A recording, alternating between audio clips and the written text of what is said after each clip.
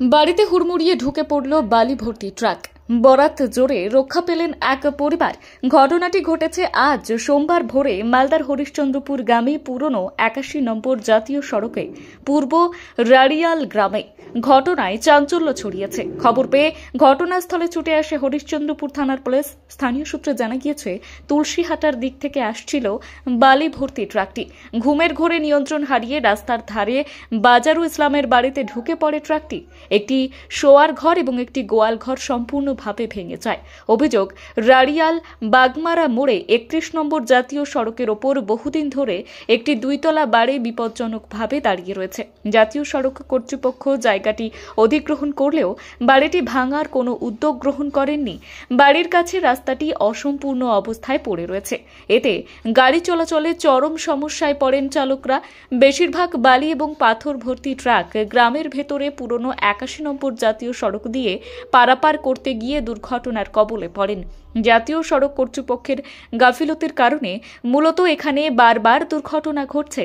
বাড়িটি শীঘ্রই ভাঙা না হলে রাস্তা অবরোধ করে বিক্ষোভে নামার হুঁশিয়ারি দিয়েছেন গ্রামবাসীরা।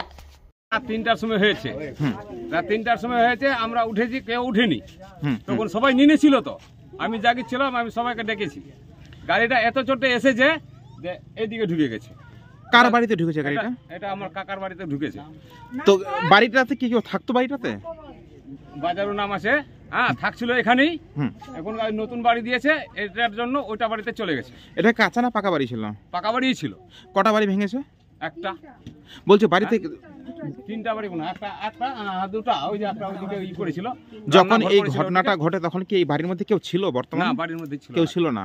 এরকম কেউ তাহলে হঠাৎ বেঁচেছে হয়েছে ঘটনাটা?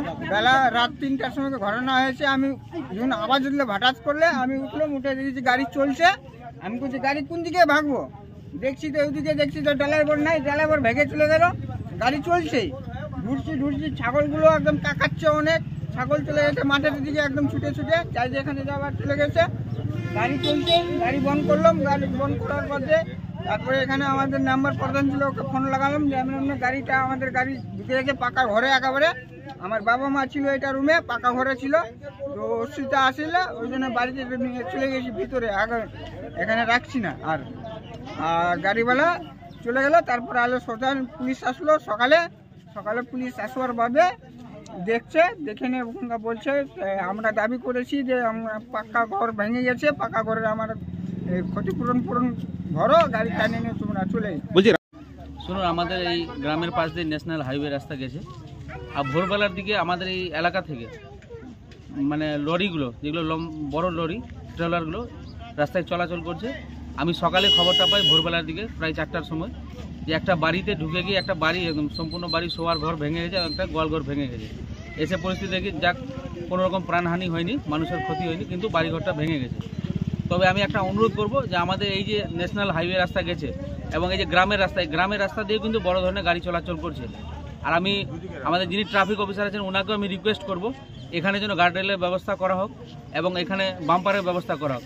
কারণ গাড়ি এত স্পিডে চলছে, সোজা ন্যাশনালে উঠে কিন্তু এর আগেও অনেক রকমের দুর্ঘটনা ঘটেছে আমাদের সামনে। তার থেকেও বড় যেটা বিষয়, আমাদের ন্যাশনাল হাইওয়ে 31-এর উপরে একটা বাগমারা বোর বলে জায়গা আছে। সেই জায়গাতে একটা বিল্ডিং বহুদিন ধরে পড়ে আছে, কিন্তু না প্রশাসনের পক্ষ থেকে কোনো রকম হেলদোল রয়েছে, না এনএইচ কর্তৃপক্ষ থেকে কোনো রকম। আমার চোখের সামনে, আমি নিজের চোখের সামনে দেখেছি 2 জন মানুষ স্পট ডেথ হয়েছেন সেই জায়গাতে।